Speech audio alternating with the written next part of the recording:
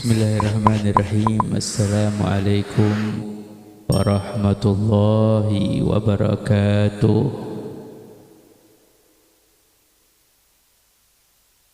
Alhamdulillah alladzi hadana bi'abdihil mukhtar man da'ana ilaihi bil idni wa qad nadana.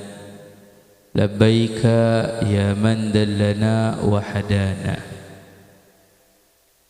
Allahumma salli wa sallim ala sayyidina Muhammadin nurika sari wa madadikal jari wa jma'na bihi fi kulli atwari wa ala alihi wa sahbihi ya nur. Amma ba'du.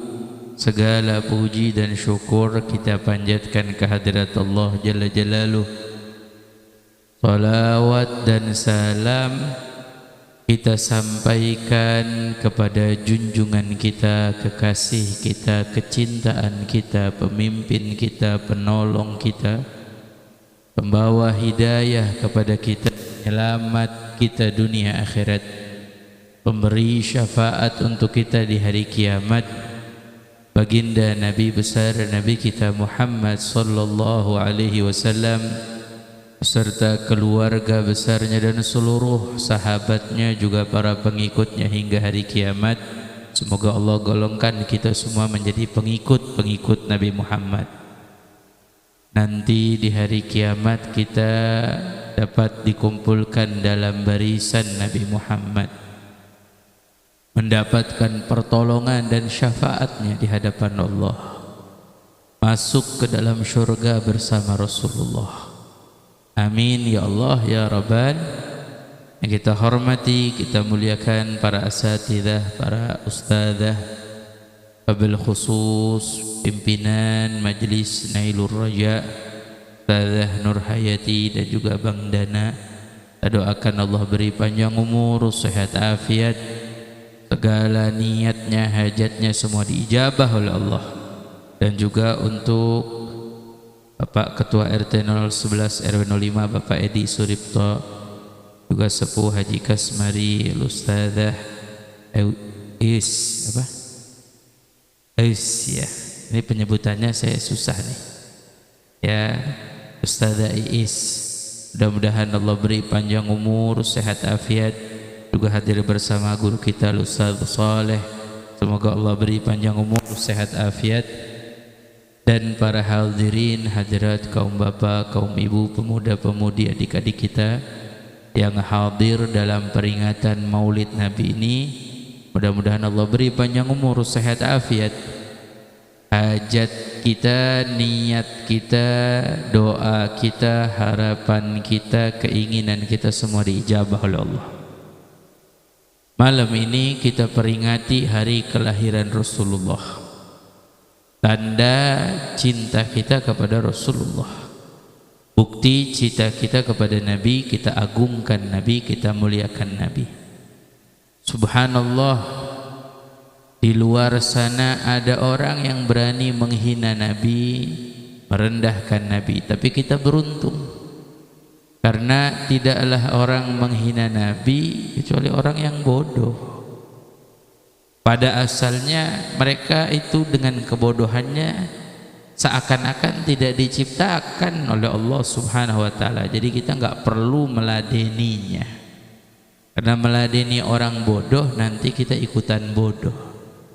Tapi ketika ada yang merendahkan Islam, merendahkan nama Allah, merendahkan Rasulullah, kita harus menjadi bagian orang-orang yang memuliakan Allah, memuliakan Rasulullah, memuliakan agama Islam. Misalnya inilah salah satu bentuk kita memuliakan dan mengagungkan. Makanya ketika Al-Imam Jalaluddin As-Suyuti, Al-Imam Al-Hafidh Jalaluddin As-Suyuti, beliau ini salah satu pengarang tafsir Jalalain. Kita kalau ngaji tafsir pertama bacanya tafsir Jalalain sebelum baca tafsir-tafsir yang besar. Nah, salah satu pengarang namanya Imam Jalaluddin As-Suyuti. Beliau dijuluki Al-Hafidh. Al-Hafidh ini maknanya adalah bukan hanya hafal Quran. Kalau kita bilang hafidh, ya Bib, doain anak saya biar jadi hafidh atau hafidhah. Betul, kalau memang niatnya tujuannya untuk menghafal Al-Quran. Tapi makna al-hafidh di sini adalah para ahli hadis menjuluki orang yang hafal sejumlah ratusan ribu hadis bersama sanad sampai ke Rasulullah. Jadi orang yang menghafal sejumlah ratusan ribu hadis bersama sanadnya nyambung ke Rasulullah, itu dijulukinya al-hafidh, al-musnid, seperti itu. Berarti yang berbicara ini ulama besar, yang karangannya pun banyak, ciptaannya pun banyak, tulisannya pun banyak, kitab-kitabnya banyak. Nah, beliau pernah ditanya, ma hukmul maulid, apa hukumnya memperingati maulid? Hal huwa mahmud au madhmum, apakah ini perkara terpuji, perkara baik atau buruk? Wa hal yuthabu ala fa'ilihi amla, apakah yang melakukannya, menjalankannya dapat pahala atau tidak? Maka dijawab oleh Imam Jalaluddin As-Suyuti, orang yang alim kalau menjawab satu hukum, mereka rinci dulu hukumnya, dirinci dulu. Apa itu? Pertanyaannya tentang maulid, apa itu maulid, isinya maulid, apa yang dilakukan dalam maulid. Jadi kita kalau ada orang tanya hukum, nggak sembarang bilang oh ini boleh, ini nggak boleh, nggak sembarangan, harus dirinci. Namanya istinbatul hukum, cara untuk menentukan hukum, dan itu dilakukan oleh orang-orang yang alim, orang-orang yang mengerti ilmu agama luas, nggak bisa sembarangan. Makanya saya bingung, aneh, banyak di televisi bukan alim, bukan ustadz, bukan ustadzah, sekarang udah berani nentuin hukum. Makanya besok-besok Allah sudah ingatkan kita, fas'alu ahla dzikri in kuntum la ta'lamun. Kalau kita nggak tahu, nanya sama ahlinya, ahla dzikr, ahlinya. Kita nanya urusan agama, tanyanya sama ustadz. Tanya urusan obat, tanyanya sama dokter. Kadang-kadang ada orang-orang zaman kita sekarang terbolak-balik, urusan agama nanyanya sama artis, urusan obat nanyanya sama ustadz. Saya pernah loh, ada orang kirim Instagram pesan, Habib, saya jerawatan, obatnya apa ya? Saya bingung. Saya bukan dokter, nanyain jerawatan. Artinya menanyakan sesuatu yang bukan pada tempatnya. Nah, Imam Jalaluddin As-Suyuti ketika ditanya tentang hukum maulid, beliau jawab, indi asal ana amr maulud. Perkara maulid ini yang pertama isinya apa? Dirinci. Isinya yang pertama huwa ijtima'un nas, kumpul masyarakat. Nih malam nih kita kumpul. Wa qira'atu ma tayassara minal Qur'an, dan dibacakan sebagian atau semampunya dari ayat Quran. Tadi dibacakan ayat Quran. Wa riwayatul akhbar al-waridah fi mabda'i amrin Nabi sallallahu alaihi wasallam, dan membaca atau disampaikan dalam tausiah tentang riwayat permulaan kehidupan Rasulullah. Apa permulaan kehidupan? Yaitu kelahiran. Min ayatihi wa mu'jizatihi, dari tanda-tanda kebesarannya, dari mukjizatnya. Ini yang disebut dengan maulid atau pembacaan buku maulid itu disebut. Kemudian apalagi yang keempat, kemudian biasanya ada makanan, ada hidangan makan. Ya, biasanya ada orang yang sedekah. Makanya kalau maulid suka ada ibu-ibu, ada pengajian. Ustadzah Nur Hayati bikin maulid, ada yang nyumbang lontong, yang nyumbang bihun misalkan. Kalau kita dulu begitu di kampung, nggak tahu di sini begitu apa enggak. Tuh. Nah, ini 4 nih perkara. Pertama, kumpul masyarakat, baca ayat Quran, baca kisah Nabi atau disampaikan dalam tausiah. Yang keempat, makan, pun, kemudian pulang. Gak ada lebihnya. Kata ulama, jangan ditambahin. Orang kita sekarang ditambah-tambahin. Habis maulid nggak lepas apa foto-foto. Ya mohon maaf, foto-foto nggak ada dalam kitab, tapi bukan artinya nggak boleh, boleh. Ya, cuma nggak disebutkan dalam kitab, karena di waktu penulis kitab belum ada foto, belum ada kamera. Cuman intinya dari situ menjelaskan apa hukumnya. Kata beliau, daripada perkara bid'ah hasanah. Bid'ah itu memang hal yang baru. Secara bahasa bid'ah itu adalah sesuatu yang tidak pernah dilakukan sebelumnya, sesuatu yang tidak ada sebelumnya, itu disebut bid'ah. Tapi hasanah berarti namanya perkara ini mahmudah, terpuji, baik, amalan yang mulia. Dan beliau katakan wa yuthabu ala fa'ilihi, dan yang melakukannya, melaksanakannya mendapatkan pahala. Jadi ini daripada peringatan maulid yang kita peringatkan. Memang kalau disebut bid'ah, iya bid'ah hasanah lah, dalam hidup kita juga banyak bid'ah. Apa contohnya Habib? Salat Jumat, khutbah, sebelum khutbah adzan 2 kali, itu bid'ah. Kenapa bid'ah Habib? Karena nggak ada di zaman Nabi adzan 2 kali, adzannya sekali. Kapan adanya adzan 2 kali? Di zaman Khalifah Sayyidina Utsman ibnu Affan. Terus apalagi? Sholat taraweh di masjid. Dulu Nabi sholat taraweh di masjid berjamaah, tapi Nabi khawatir umat menyangka itu wajib, makanya Nabi suruh sholat di rumah masing-masing taraweh. Sampai Rasulullah wafat, sampai zaman Khalifah Sayyidina Abu Bakar, sholat masih di rumah. Kapan mulai lagi? Di zaman Khalifah Sayyidina Umar. Sayyidina Umar lihat masjid sepi malam Ramadan, diajaklah masyarakat untuk kembali sholat berjamaah, diimamkan oleh satu orang. Nah ini disebut juga bid'ah. Sampai Sayyidina Umar bilang nikmat bid'ah, paling bagusnya bid'ah ini. Sayyidina Umar yang bilang nih. Jadi saya bingung, sekarang ada orang main ini bid'ah, itu bid'ah. Bahkan ulama itu bagi bid'ah jadi 2. Nah Imam Syafi'i bagi bid'ah jadi 2. Apa bid'ah jadi 2? Pertama bid'ah mahmudah madhmumah. Patokannya bid'ah yang enggak boleh adalah bid'ah yang bertentangan dengan syariat Nabi. Salat 3 waktu ini bertentangan. Azan dirubah bertentangan. Ini bid'ah yang enggak boleh kita lakukan. Nah Imam Ibnu Hajar Al-Asqalani bagi bid'ah jadi 5 dalam syarah Fathul Bari. Apa saja ada bid'ah wajib, bid'ah sunnah, bid'ah mubah, bid'ah makruh, bid'ah haram.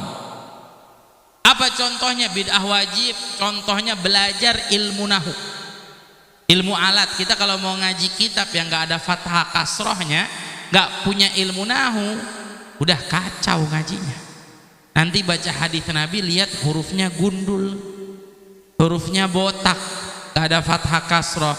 Baca hadis Nabi, idza ataitumus shalah, yang benar, fa'alaikum bisakinah wal waqar. Kalau kamu datang kepada sholat, datanglah dengan sakinah, tenang, santai. Jadi kita kalau mau sholat anjurannya santai, tenang.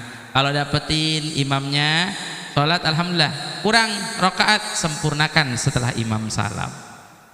Ada orang nggak baca pakai nahu, bacanya bukan sakinah, bacanya sikinah. Ya, bukannya sakinah, bacanya sikinah. Akhirnya apa? Idza ataitumus shalah fa'alaikum bisikinah, artinya beda lagi. Kalau kamu datang kepada sholat maka bawalah pisau. Besok ada orang sholat bawa pisau di kantongnya. Salah baca hadis Nabi. Makanya para ulama bilang belajar ilmu nahwu wajib, padahal Nabi nggak belajar ilmu nahwu, sahabat nggak belajar ilmu nahwu. Tapi kita penting belajar ilmu nahwu. Contohnya bid'ah sunnah, kata Imam Ibnu Hajar. Apa bid'ah sunnah? Bid'ah sunnah itu contohnya bangun pondok pesantren, bangun sekolah. Nggak ada zaman Nabi, zaman sahabat sekolah pesantren. Tapi itu sangat baik, sangat bermanfaat. Makanya disebut bid'ah sunnah oleh Imam Ibnu Hajar. Ini pendapat ulama. Biar kita tahu. Jadi nanti besok kalau ada orang bilang kullu bid'ah dalalah, kullu dalalah finnar. Betul hadisnya Nabi. Semua yang bid'ah itu sesat. Tapi bid'ah apa pemahamannya? Bid'ah yang bertentangan dengan syariat Nabi. Ya, inilah yang disebut dalam hadis Nabi, man amila amalan falaysa alaihi amruna fahuwa raddun. Kata Nabi, yang mengamalkan sesuatu amalan yang enggak ada dalam perkara kami, enggak bersandarkan dengan perkara kami, fahuwa raddun, maka ini ditolak oleh Allah. Artinya mardud, yaitu termasuk daripada hal yang tidak diterima, hal yang bid'ah. Ini apa yang disampaikan oleh Imam Ibnu Hajar. Makanya kita malam hari ini kalau dibilang bid'ah Ada suatu ulama bilang nggak pantas bilang bid'ah, sebab kalau bid'ah nggak ada sebelumnya, sedangkan kumpul masyarakat ada zaman Nabi. Baca riwayat Nabi ada, baca Quran ada zaman Nabi. Cuma dulu namanya bukan maulid. Dulu namanya bukan maulid zaman Nabi. Orang-orang baca syair pujian Nabi, contoh syairnya Hasan bin Thabit, itu kan muji kelahiran Nabi. Ya, wa ahsanu minka lam tara qattu aini wa afdalu minka lam talidin nisa'u. Yang lebih baik dari engkau belum pernah ada perempuan yang melahirkannya. Melahirkan berarti kan maulid namanya. Terus ada lagi dalam riwayat Tabrani, kata Sayyidina Abbas, pujiannya anta lamma wulidta asyraqatil ardu wa dha'at binurikal ufuku. Engkau ya Rasulullah waktu dilahirkan terbit cahaya yang menerangi sampai ke langit. Itu engkau ketika dilahirkan, apa bukan maulid? Jadi dulu emang belum ada nama, boleh timbul nama. Ada ibu melahirkan anak seminggu, anaknya belum dinamain, boleh apa enggak? Boleh, nunggu nanti saya mau minta nama ke ini ke sini gitu. Saya nih mohon maaf, saya bangun pondok di Gunung Sindur, udah jalan setahun Pak. Sampai sekarang kalau ditanya namanya apa, belum ada. Lah pondoknya jalan-jalan, santrinya udah ada 10 orang, walaupun kamar mandinya belum ada, masih ditumpangin di rumah tetangga. Subhanallah, Ibu Haji baik banget, rumahnya nggak apa-apa pakai kamar mandi buat santri. Tapi apa? Jalan-jalan aja. Ada pepatah dalam bahasa Arab namanya al-insan qablal bunyan. Bangun manusianya dulu baru bangunannya. Kita bangun masjid, ada saya ngajar di daerah Jakarta Barat. Dulu saya ngajar masjidnya tua. Subhanallah, jamaahnya ratusan yang hadir tiap habis maghrib. Akhirnya abang ngomong sama saya, pengurus masjid, Bib, boleh nggak dibangun? Bangun, saya bilang, bismillah, dukung, fatihah, bangun masjid. Tapi dibangun, mestinya cakep, pengajiannya libur, sampai sekarang nggak buka-buka. Saya bilang, masjidnya doang bagus, isinya kagak ada. Makanya bangun manusianya dulu, baru tempatnya. Insya Allah, kayak Ustaz Nur Hayati, Masya Allah, membangun anak-anak muda dulu kita ngaji. Kalau nanti kebangun tempatnya buat pengajian, amin. Majelisnya buat pengajian, amin ya rabbal alamin. Nah, kita memperingati maulid Nabi emang nggak ada manfaatnya, banyak. Para sholihin itu memperingati maulidnya Rasulullah, semua senang bahagia dengan maulidnya Nabi sallallahu alaihi wasallam. Di antaranya sampai Imam Hasan Al-Basri bilang, kalau saya punya harta seperti gunung Uhud emas, saya akan sumbangkan untuk memperingati maulid Nabi. Sampai Al-Imam Al-Yafi'i bilang, Al-Imam Al-Yafi'i Al-Yamani, beliau bilang apa? Siapa orang yang ngumpulin saudara, kerabat, tetangga buat makanan dan baca riwayat Nabi, mengagungkan Nabi, nanti di hari kiamat dikumpulkan bersama Nabiin, siddiqin, syuhada, sholihin. Kita dikumpulin bersama mereka, amin. Ini ibu-ibu yang bantu, bapak-bapak yang bantu, insya Allah kita ngumpulin masyarakat, ngajak anak muda panitianya, insya Allah nanti kita dikumpulkan bersama Nabiin, syuhada, sholihin. Karena emang nyatanya begini, kalau bicara Nabi, kita bukan Nabi. Nabi udah ditutup oleh Nabi kita Muhammad. Bicara siddiqin, siddiqin itu dalam Al-Quran disebut siddiqin, artinya orang yang sampai derajat siddiqiyah, wali yang hebat. Terus bicara syuhada, kita juga nggak mati syahid nih, belum tentu, nggak ada perang. Terus bicara solehin, ya Allah jauh kita dari kata soleh, tapi ada amalan yang kita lakukan bersama-sama, insya Allah nanti kita dikumpulkan bersama mereka. Masa kita tinggalkan? Apa amalannya? Memperingati maulidnya Nabi Muhammad. Amin ya rabbal. Kemudian kita dikumpulin nanti bersama orang-orang soleh, bersama para syuhada, bersama para siddiqin, bersama para anbiya. Amin ya rabbal. Bahkan sampai disebutkan lagi oleh Al-Imam Sirri As-Saqati, man qasadal maulid an-nabi faqad qasada rawdah min riyadil jannah. Orang yang melangkahin kakinya hadir majlis maulid, maka dia telah melangkahkan dirinya untuk ke taman surganya Allah. Kenapa? Karena disebutkan oleh beliau, tidaklah hadir orang pada majlis maulid kecuali di dalam hatinya cinta pada Nabi. Ini semua yang hadir di sini, kita hadir di sini karena cinta sama Rasulullah. Mohon maaf, bukan karena siapa-siapa kita hadir, karena cinta kita sama Nabi. Apalagi saya kagak tahu ini. Saya diundangnya juga lewat WhatsApp, kenal juga enggak saya. Saya bingung nih, acara bener tanggal 13. Iya udah, hadir aja, mana jalannya sempit banget lagi. Saya bingung, belok-belok udah nyampe, keluar dari Indonesia. Saya bilang nih, jalanan jauh bener. Ya, kagak kenal saya beneran. Tapi subhanallah, Allah yang ngumpulin kita, Nabi yang ngumpulin kita, cinta kita sama Nabi Muhammad. Nah, kata Nabi, man ahabbani kana ma'i fil jannah. Siapa yang cinta sama saya, kata Nabi, masuk surga bersama saya. Jadi kita hadir karena kita cinta sama Nabi. Nah, cinta sama Nabi inilah yang menjadikan kita bisa sama Nabi nanti di surga. Makanya kata Imam Sirri As-Saqati, orang yang hadir majelis maulid maka dia menuju taman surga. Kata muridnya Imam Junaid Al-Baghdadi, apa kata Imam Junaid Al-Baghdadi? Siapa orang memperingati maulid Nabi dan di dalam hatinya ada rasa ta'zim mengagungkan Nabi, maka dia telah menang dengan iman. Karena sekarang keimanan lagi diuji nih. Supaya apa? Supaya kita nggak memuliakan kecuali Nabi kita Muhammad. Yang kita muliain Rasulullah sallallahu alaihi wasallam. Kemudian Imam Jalaluddin Asyuti tadi yang hafal ratusan ribu hadis, yang karangannya banyak, beliau bilang, "Ma min baitin au masjidin au mahallatin quri'a fihi maulidin nabi illa hufatil malaikah." Tidaklah rumah atau masjid atau tempat dibacakan maulid Nabi kecuali malaikat mengelilinginya. Ini malaikat keliling. Makanya mohon maaf anak muda, kalau boleh pesan, kalau lagi maulid jangan diusir malaikat. Bagaimana ngusirnya? Ngusirnya dengan merokok. Lagi maulid jangan ada yang merokok dulu, tolong ya anak muda, jangan merokok. Nanti habis maulidnya udah rapi, udah kelar, silakan dah mau sekarton merokok juga boleh. Tapi lagi maulid jangan ada yang merokok dulu, sebab malaikat hadir bersama kita. Wa ammahumullah birrahmah, dan Allah turunkan rahmat, kata Imam Jalaluddin. Makanya coba perhatiin, kalau lagi maulid hati kita tenang. Yang lagi pada ketakutan sama corona, hati tenang. Yang lagi punya utang banyak, hati tenang. Betul apa enggak? Apalagi pas marhaban tadi kita khusyuk hadir, hati kita tenang. Kata Imam Al-Halabi, dulu Imam As-Subki itu kalau disebutin nama Nabi, muji Nabi, buat syair buat Nabi itu berdiri marhaban, nyambut, dibaca dengan lantunan, sehingga hasala unsun kabir, dapat rasa kebahagiaan di hati. Sama kayak kita tadi pas marhaban, ya Allah, alhamdulillah saya dapetin pas marhaban, nikmat luar biasa yang kita nggak rasakan. Terus semuanya kita lupa tuh, corona, utang banyak, itu lupa, ada tuh lagi maulid, rahmat Allah turunkan. Nah yang hebat lagi ini yang saya mau sampaikan, ini perkataan ulama.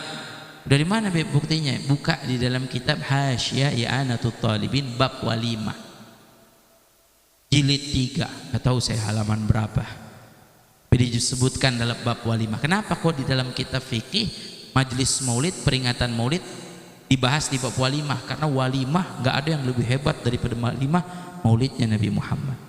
Semua walimah ada karena ada maulidnya Nabi. Contoh walimah nikah, nikah yang bawa syariatnya siapa? Nabi Muhammad. Walimah khitan, Nabi Muhammad yang. Apalagi walimah hafal Quran, walimah pindah rumah, maulid. Makanya orang kita kalau apa aja mau baca maulid, nikah baca maulid, akikah baca maulid, sunatan khitanan baca maulid, pindah rumah baca maulid, ngontrak rumah bayar. Ngontrak rumah nggak ada baca maulid, bayar, ente nggak bayar diusir ya.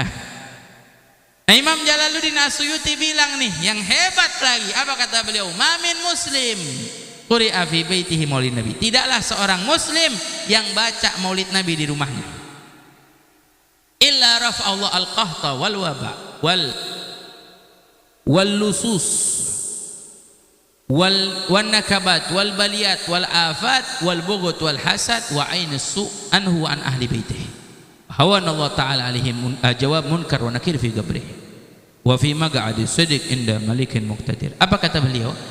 Tidaklah orang muslim yang baca maulid di rumahnya kecuali pertama Allah angkat, apa musibah diangkat? Pertama kekeringan, al-qahta. Insyaallah nih kita baca maulid, nih warga kampung apa tadi sih? Bentengan, insya Allah nggak bakal kekeringan, airnya ngucur terus. Apalagi kita baca di rumah, insya Allah air kita nggak kekeringan tuh. Ini kata Imam Jalaluddin Asyuti. Yang kedua, diangkat sama Allah musibah wabah yang orang takutin corona, insya Allah berkah maulid diangkat sama Allah. Yakin? Saya yakin nih. Maulid di mana-mana, masya Allah, insya Allah nggak ada lagi corona dari negeri kita, nggak ada pindah sono kemana kek, ke Australia kek. Amin ya robbal. Berkah maulid. Makanya subhanallah maulid di mana-mana ngumpul. Saya kagak dengar ada orang kena corona maulid. Kemarin Habib Rizik datang penuh yang ngumpul. Ya, makanya ada orang datang ke rumah saya, Bib, saya mau ngundang maulid, cuman saya ngeri-ngeri gimana. Dia bilang bikin maulid, gak ente ngeri maulid, no demo boleh, tapi pilkada jalan terus, jangan-jangan corona udah hilang nih.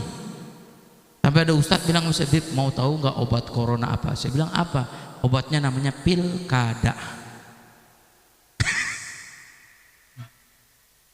Irang lu, seneng kalau kayak gini ya. Ya, bukan napa-napa bikin maulid, lakin kita maulid nih doain buat negeri kita biar diangkat musibah ujian insyaallah.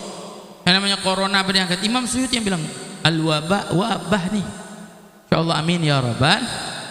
Lah bukan napa-napa gitu, hadir maulid sana sini rame penuh, salaman sana sini. Alhamdulillah masih Allah jaga, mudah-mudahan Allah jaga terus. Amin. Amin ya rabbal ya rabbal alamin.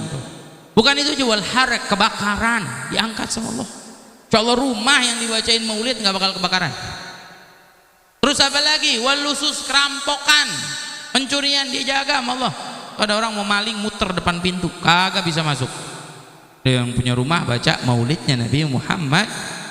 Bukan cuma itu lagi, disebutkan juga Imam Jalaluddin As-Suyuti, wal baliyat, celaka, dijauhin dari musibah, dari bala, dari wabah.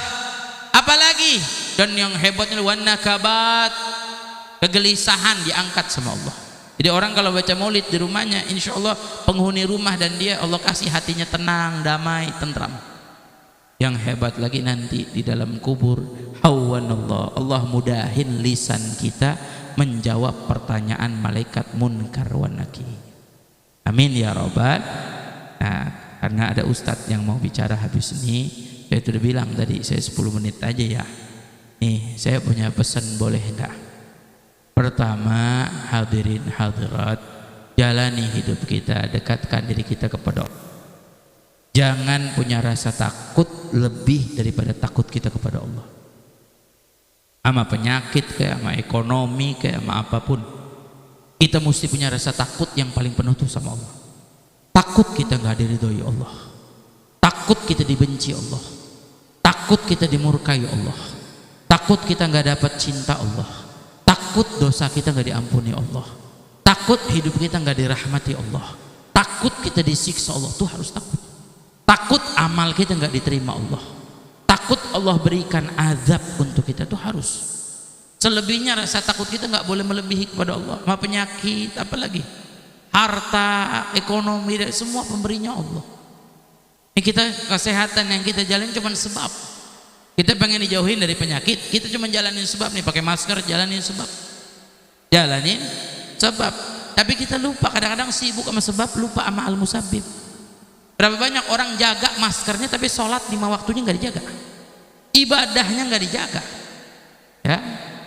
Terus apa lagi? Sama kayak kita nyari rezeki, sebab supaya kita dapat rezeki, tapi pemberi rezeki siapa? Kita nyari ilmu, anak kita sekolah nih nyari ilmu di sekolahan, tapi yang ngasih ilmu siapa? Allah. Sama kita usaha supaya sehat, yang ngasihnya Allah. Jadi apa? Yang menentukan tuh Allah. Karena nggak semua sebab mengantarkan pada hasil. Contoh, kalau semua sebab mengantarkan pada hasil, ada bapak-bapak kerja tiap hari angkat pasir, angkat semen, angkat batu, tapi diupah sedikit. Ada bapak-bapak kerja depan komputer pakai AC dingin tapi gajinya banyak. Kalau dipikir pakai logika sebab mengantarkan pada hasil, mestinya yang kerja keras, yang capek, yang lelah, hasilnya lebih banyak daripada yang santai. Tapi kita lupa, padahal yang memberi rezeki Allah. Sama kayak kita pengen sehat, tapi kalau waktunya Allah kasih kita sakit. Berapa banyak yang pakai masker, kalau waktunya kena corona kena. Tapi bukan artinya kita meninggalkan sebab, enggak. Sebab harus kita tempuh, tapi sambung hubungan kita sama Allah, deketin diri kita sama Allah subhanahu wa ta'ala. Dalam tauhid jangan kita lupa khalaqas siha wa saqam, Allah yang menciptakan kesehatan dan sakit. Khalaqal mauta wal haya, Allah yang nyiptain hidup dan kematian. Kalau waktunya kita mati, saatnya kita mati, kita mati. Detik ini juga kalau Allah mau kita mati, mati. Dengan virus atau bukan dengan virus, waktunya mati, mati kita. Cuman orang kita lupa, sibuknya sama sebab yang mengantar kematian, tapi lupa sama yang menentukan kematian, yaitu Allah. Karena ini virus corona mestinya jadi hikmah, biar kita semakin dekat dengan Allah subhanahu. Begitu mau pakai masker 10 lapis juga, kalau waktunya mati, mati. Ada bapak-bapak naik sepeda pakai masker, mati dia. Masuk berita, lagi pakai masker naik sepeda, ngap-ngapan dia. Ada yang olahraga, masya Allah, mati itu artis pada mati lagi main futsal, mati dia, waktunya mati. Kita nggak pernah tahu ajal kita di mana.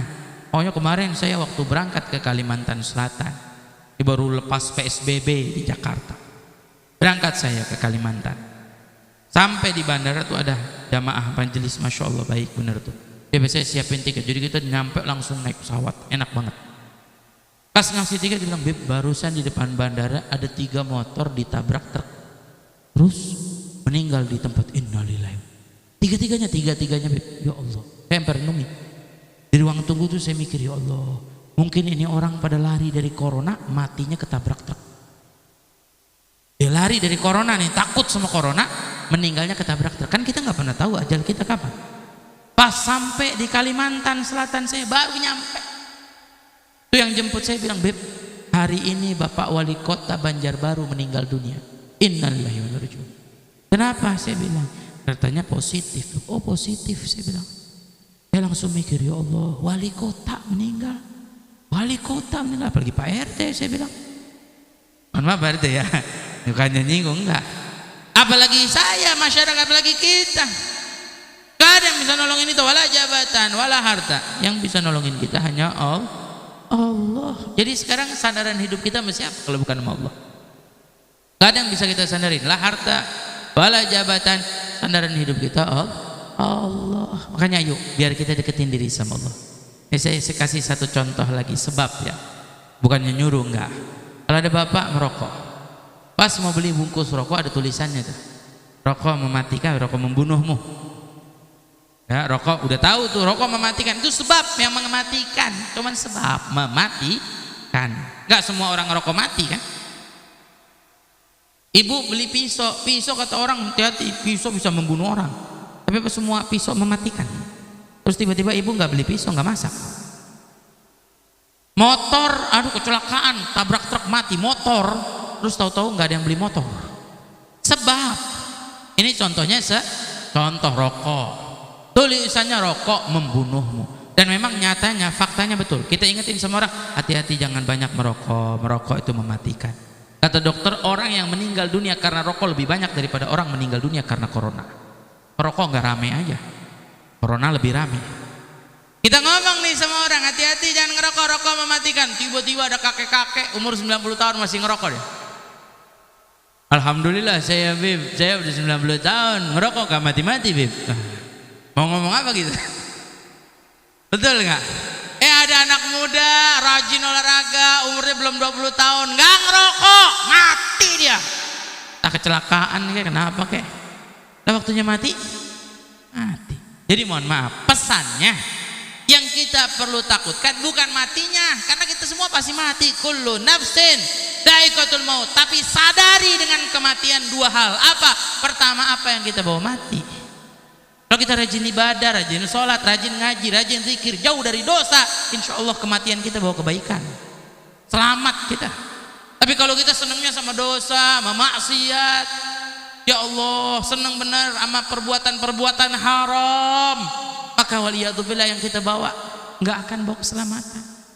Boleh katakan mereka orang-orang jahat, zalim di dunia, berbuat maksiat, sekarang senang, selamat di dunia. Iya boleh katakan selamat, tapi di akhirat nggak bakal selamat. Nah yang kedua yang perlu kita takutkan, keadaan apa kita mati? Lagi apa kita mati? Kalau kita lagi ngaji, lagi ibadah, lagi maulid, lagi sholawat, lagi zikir, berarti insya Allah meninggal dalam keadaan husnul khatimah. Tapi kalau kita lagi maksiat, ada orang mabuk nyusruk di got, mati dia. Udah su'ul khatimah kelihatan. Ya, makanya jangan sampai kita nih jadikan hidup kita dalam kemaksiatan. Nih biar sadar diri. Kematian itu mengingatkan kita supaya kita jauhin dosa, jalankan perintah Allah, biar kita meninggal dunia dalam keadaan husnul khatimah. Makanya saya bingung kemarin masjid nggak boleh sholat Jumat, bingung saya. Kalau bisa bagaimana keadaannya? Kita punya masalah, pakai solusi, pikirin. Akhirnya sekarang ketemu solusi. Pertama ditutup masjid, sekarang akhirnya ketemu solusi, suruh sholat jarak-jarak. Walaupun sholat jarak-jarak aneh nih. Ada nabi, wala sahabat, wala keluarganya, wala tabi'in, wala ulama sholat jarak-jarak nggak ada. Baru ada zaman kita doang. Kesempurnaan sholat ada di dalam kesempurnaan shaf. Nabi yang bilang. Cuma nggak apa-apalah solusi orang pada ketakutan. Ya, sholat jarak ya. Ini solusi akal dipakai. Sekarang ada orang suruh cuci tangan terus. Nih kalau akal dipakai. Makanya saya punya pesan yang kedua tentang akal, biar dipakai. Dipakai dengan kebaikan. Contoh, ada orang sekarang suruh cuci tangan. Suruh cuci tangan. Kalau bisa jangan cuci tangan. Wudu. Kita mau hadir majelis wudu, mau kemana aja ngaji wudu, mau kerja wudu. Insya Allah kita dijauhin tuh dari virus. Suruh cuci tangan, tapi Bib kalau cuci tangan ntar pegang lagi kerannya nempel lagi katanya. Akhirnya akalnya dipelajari, cari solusi apa? Sekarang nggak pakai tangan, pakai kaki dipencet begitu keluar airnya. Itu akal dipakai tuh. Ya mohon maaf, Allah kasih anugerah kita punya akal, pakai jadiin solusi. Kalau punya masalah temuin solusi. Lagi saya kadang-kadang bingung juga, mohon maaf nih. Ini bukannya nyindir, bukan apa-apa, bingung saya. Ya ada orang sholat jarak-jarak, contoh jalan semobil bareng-bareng 7 orang, dempet-dempet tuh mobil, tapi pas nyampe masjid sholat jarak-jarak. Nih saya mau tanya, nih corona adanya di masjid apa di mobil? Ya kan bingung kan? Nggak usah jauh-jauh. Tadi saya khutbah Jumat di satu masjid di Jakarta Selatan, di Kebayoran. Nggak usah saya sebutin masjidnya. Sholat saya pas nyampe masuk masjid ada silang-silang. Sholat nih, rapi sholat, habis saya khutbah, rapi sholat, Fatihah, udah sholat sunnah, balik, tahu-tahu pengurus masjid bilang, Beb, anak-anak mau foto. Ya khair, saya bilang foto. Pas foto pada nempel semuanya. Jadi corona adanya di foto apa di sholat nih? Kan bingung kita. Artinya apa? Akal kita terganggu nih. Ini ada masalah nih, wallahu a'lam. Ya makanya saya tanamin, jangan punya kekhawatiran masalah corona. Saya bukan dokter, enggak. Cuman saya ngingetin, nyemangatin. Berapa banyak orang hidupnya takut sama corona, sampai salaman nggak mau. Saya punya paman sendiri sampai sekarang nggak mau salaman. Ketemu begini, kita nggak salaman dulu ya, corona. Takut. Sekarang yang perlu kita perhatikan apa corona? Masalah sekarang tentang demam, apa, jaga kesehatan. Minum madu, fiha syifa kata Allah. Saya banyak teman-teman tuh katanya dirawat di Wisma Atlet, cuman saya pun amalannya banyakin ibadah, minum madu. Subhanallah seminggu pada keluar. Lagi yang beli habbatus sauda, jintan hitam tuh kata Nabi, dawa likulli da, obat segala penyakit kecuali mati kata Nabi. Emang gak punya duit doang gak ada obatnya. Nggak bisa ente gak punya duit terus minum obat baik gitu langsung punya duit, kan gak mungkin. Tuh, tapi apa menyembuhkan? Subhanallah banyak. Sampai diborong tuh berdus-dus. Ngapain ente beli banyak bener? Borong Beb, mau dijual lagi di Wisma Atlet. Wah pinter ente. Tentang banyak yang baik tuh. Artinya ada obatnya, ada. Memang kita hidup kita ditakut-takutin melulu sama orang. Ya. Mohon maaf, saya bukan nggak percaya sama corona, saya percaya Pak Bu. Mohon maaf Pak RT semua, saya percaya. Saya bawa masker, saya pakai masker tadi. Saya hormat sama pemerintah, nggak, saya nggak mau nentang. Pemerintah nyuruh pakai masker, pakai masker. Pemerintah nyuruh 2 bulan nggak boleh keluar, nggak keluar saya. Di rumah aja. 60 jadwal ceramah semua dibatalin semuanya. Kalau empet banget gua.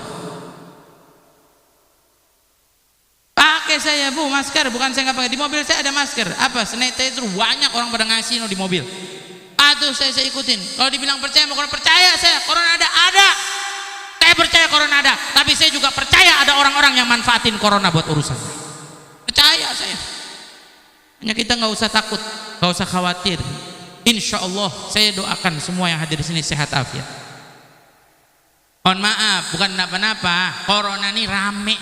Saya bertanya sama dokter, emang corona apa dok? Saya punya dokter. Saya waktu itu pas subhanallah awal corona tuh saya lagi berobat.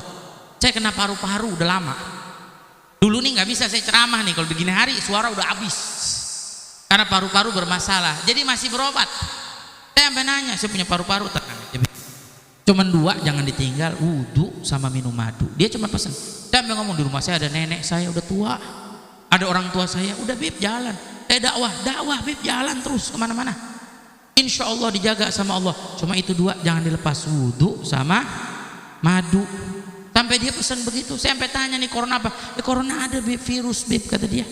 Virus sama lah di flu juga, virus dari flu. Di Amerika orang kalau kena flu banyak yang mati, jangan salah. Flu di Amerika banyak orang mati. Jadi kalau kita bicara tentang corona nih, wah panjang dah. Akhirnya sampai subuh agak selesai ini urusannya. Ustaz Soleh mau bicara nanti mau ceramah. Intinya jangan jalanin bismillah. Jangan kita takut, jaga kesehatan. Kalau disuruh jaga apa protokol, ikutin. Apa yang kita bisa ikutin, jalani. Insya Allah kita semua dijaga sama Allah Subhanahu. Kedua, pesan saya khususnya anak-anak muda, ayo akal yang Allah berikan kita gunakan dengan semaksimal mungkin dengan kebaikan. Pelajari ilmu-ilmu yang baik. Nih ada majelis, pelajari ilmu agama, biar agama dapat, akhirat dapat, dunianya dapat. Yang berusaha, yang bekerja, ayo cari. Kalau kita punya masalah, cari solusi, gunakan akal kita. Nih Allah kasih kita punya anugerah yang terbesar itu akal. Jadi buat sesuatu ikhtiraat. Kalau dalam bahasa Arab ikhtiraat itu apa? Ciptain sesuatu. Buat suatu. Orang kita pinter-pinter loh. Ada yang bisa bikin mobil, ada yang bisa bikin ini, ada yang bisa bikin itu. Ayo kita gerakin. Minimal apa? Punya kebiasaan deh anak muda. Kenapa saya sampaikan? Karena banyak anak muda sekarang akalnya cuma disibukkan dengan apa? Dengan game online. Tiap hari mainnya Mobile Legend apa-apa. Ya, PB apa tahu dah namanya. Tiap hari itu main lulu. Emang sengaja itu dibuat? Mohon maaf, mungkin yang buat itu mainan nggak mainin itu mainan. Tapi kita kaum muslimin dibuat lalai jauh, akhirnya la akhirat nggak dapat, dunia nggak dapat. Yang kayak dia. Orang kita pada susah, ujung-ujungnya ngojek. Kita pengen orang-orang kita berhasil. Ayo punya kebiasaan, punya keahlian, pelajari apa? Senang sama motor, senang ngotak-ngatik motor. Ayo jadi mekanik yang hebat. Kita perlu. Senang sama yang namanya tumbuh-tumbuhan. Ayo jadi petani atau penanam yang hebat. Senang sama ikan-ikan. Ayo pelihara ikan yang bisa dimakan, yang manfaat. Ini sekarang ya Allah orang-orang kita sibuk. Yang nanam sibuknya sama pohon hias. Itu pohon hias dipelototin aja tiap hari. Kagak bisa dimakan Pak Bu. Cuman pohon hiasan ngehijauin rumah kita doang. Ubib duitnya banyak kalau dijual. Ya udah kalau emang hasil duit alhamdulillah. Tapi kalau cuman buat di rumah udah sekedar itu. Coba kalau kita tanam sesuatu yang manfaat nih kayak kita nih jalan nih. Kan bisa nanam nih. Tanam dah di pot-pot cabe kek, terong kek. Mohon maaf saya tinggal di Petamburan. Petamburan lebih sempit dari ini. Masih mending gangnya masuk mobil. Gang saya kagak masuk mobil. Rumah ya boro-boro halamannya. Tapi ayah saya bangun rumah di atasnya tuh sotoh tuh loteng. Sengaja nggak bikin genteng. Tapi isinya sama ibu saya ditanemin tuh. Mau apa? Ada terong, ada tomat, ada cabai, ada. Tiap hari kalau mau nyayur tuh ibu saya naik ke atas metikin terong. Nggak pakai bingung kita. Jadi kedepannya mohon maaf kita ngadepin sekarang keadaan sulit. Tapi kalau kita punya kebiasaan, wah kita diajarin anak-anaknya sama ibu saya, umi saya ngajarin. Ntar kalau udah sore nih umi saya lagi jalan, jangan lupa ya siramin pohon. Tuh ibu saya nelpon. Ngajarin gitu supaya bisa. Sampai saya bangun pondok di mana namanya di Gunung Sindur. Saya bangun pondok tuh santri-santri saya laki-laki. Saya ajarin tuh nanam. Bukan cuma nanam, saya ajarin masak. Makanya mohon maaf Bu, ajarin anak kita masak, turunin ilmunya.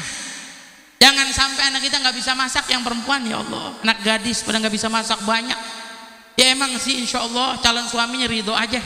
Ada orang laki datang ke rumah orang perempuan bilang ente mau nggak jadi istri aneh.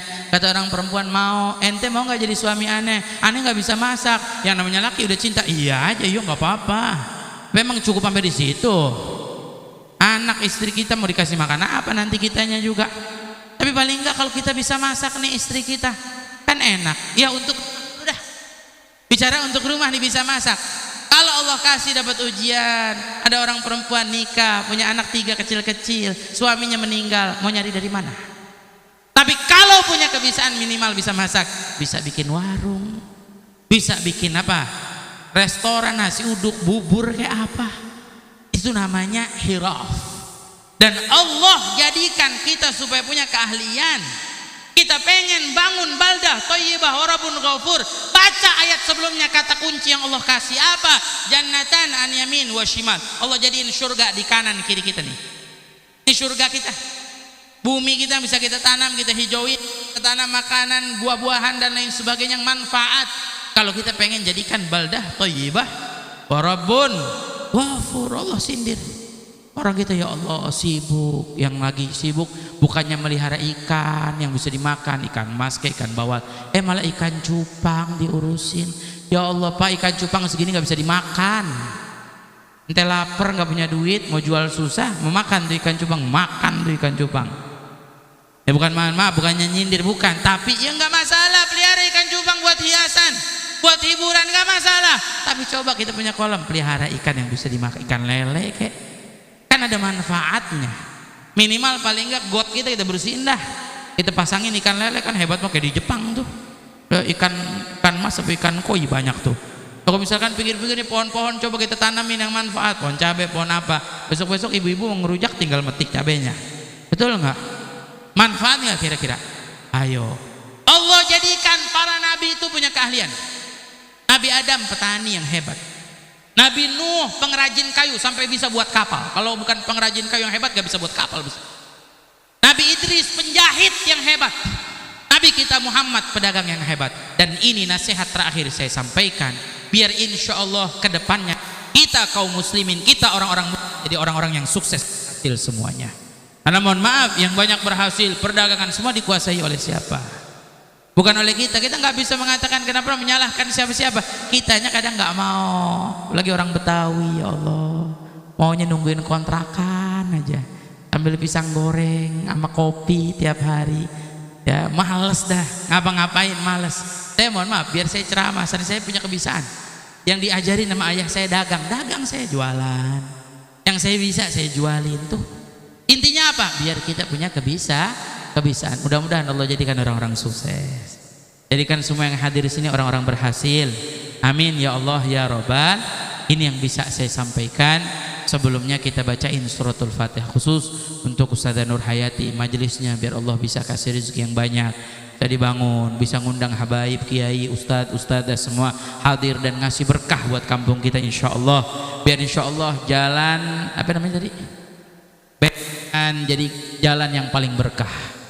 Amin ya Allah ya Rabbal. Corona dibuang dari sini insyaallah. Ya amin ya Rabbal.